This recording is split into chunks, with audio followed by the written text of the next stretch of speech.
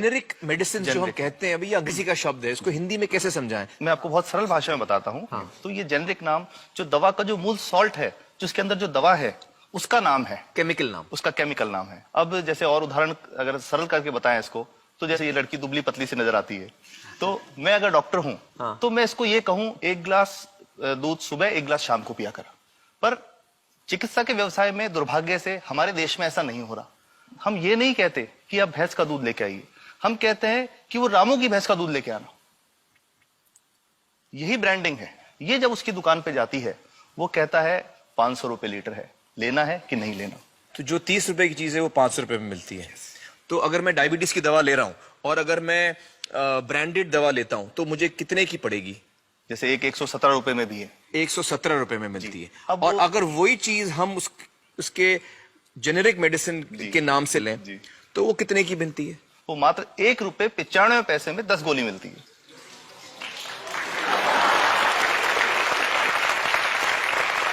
और दोनों गोलियों में कोई फर्क नहीं है किसी किस्म का? 100% समान, क्योंकि इसकी उत्पादन लागत ही इतनी है। उसका manufacturing, packaging, transport, retail margin, जो उसके मार्जिन जो हैं, जो हमारे ज्यादा वो सब मिला करके उतने की ही पड़ती है।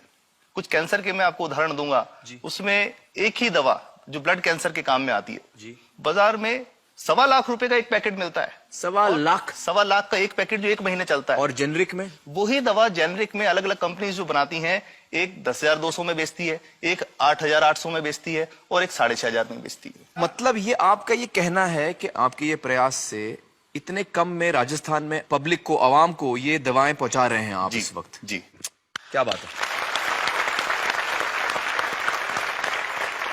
मेरा ये सवाल है कि डॉक्टर्स जो हैं वो हमारे पर्ची पर जेनेरिक नाम क्यों नहीं लिख के देते?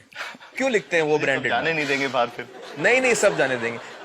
जब एक नया मेडिकल प्रैक्टिशनर जब प्रैक्टिस शुरू करता है, तो उसके पास जो कंपनी के जो मेडिकल रिप्रेजेंटेटिव्स होते हैं, सेल्स बढ़ाने का उनका काम होता है, मार्केटिंग प्रिंसिपल के हिसाब से सेल्स एजेंट होते हैं बेसिकली। फिर वो कहते हैं कि साहब आप हमारी जो दवा है यही लिखना, ये बहुत बेहतर दवा है, इससे मरीज ठीक होगा। और उनको डॉक्टर्स को लिखने के लिए उनको प्रेशराइज किया जाता है, उनको टेम्प्ट किया जाता है।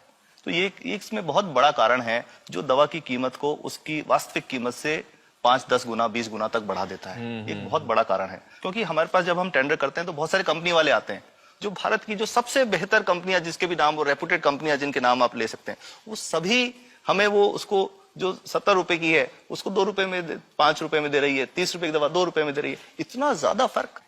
तो कंपनी तो दे सकती है और देना चाहती है, और हमें देती भी है इतनी कम दामों में, हमें दे रही है ना, ये संभव तो है। अच्छा, मैं आपको बताऊंगा कि भारत से हम लगभग 45,000 करोड़ रुपए की जेनरिक दवाइयां प्रतिवर्ष विदेशों को निर्यात करते हैं।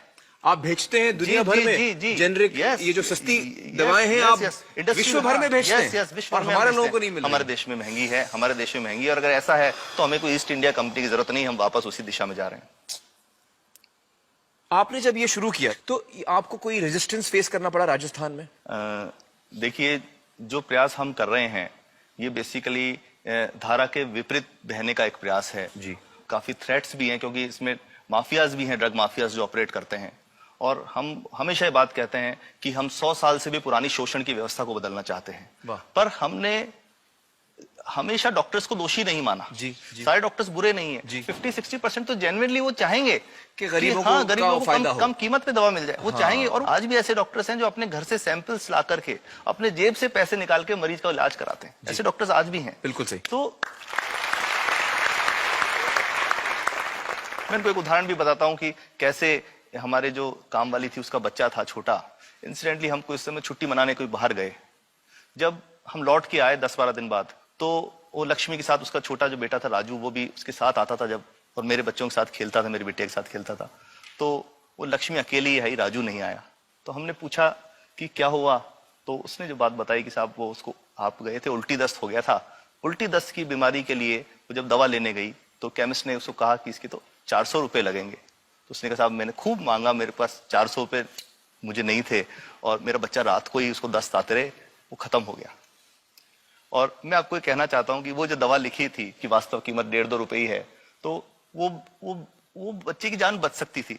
65 वर्ष के बाद भी अगर कोई बच्चा उल्टी दस्त से मर जाए तो मैं नहीं समझता इससे शर्मनाक बात कोई हम लोगों के लिए हो सकती है। और सबसे बड़ी बात कि इसे आसानी से बदला जा सकता है। हमें सबको एक समन्वित, एक संगठित प्रयास करने की जरूरत है। ये तो कुछ भी नहीं है, कोई नई फैक्ट्री खोलनी नहीं, कोई नई दवा नहीं बनानी, ये सब जो गलत चल रहा है इसको रोकना ही तो है। तो दोस्तों, डॉक्टर समित की बातों से हमें यह पता चला है कि दवाइयों का जो कॉस्ट होता है, जो उनको बनाने का खर्च होता है, वो बहुत ही कम होता है और हमें इन कम दामों में ये दवाइयां मिल सकती हैं अगर हमारी राज्य सरकार जेनेरिक मेडिसिन की दुकानें खोले, जैसे राजस्थान सरकार ने किया है और जिसके लिए हम उन्हें सलाम करते हैं। एक बात और, अगर आप एक एनजीओ हैं और आप जेनेरिक मेडिसिन की दुकान खोलना चाहते हैं तो department of chemicals and fertilisers आपको 50,000 रुपए की ग्रांट भी देता है। डॉक्टर समित, आपने बहुत ही बेहतरीन काम किया है और इस बहुत ही अहम मुद्दे पर रोशनी डालकर हमारी आंखें खोल दी हैं और हमारी दुआ यह है कि जो काम आपने राजस्थान में शुरू किया है वो हर राज्य में फैले, देश के कोने कोने में फैले। बहुत बहुत शुक्रिया हमारे साथ बातचीत करने का doctor Samit. Thank you so much.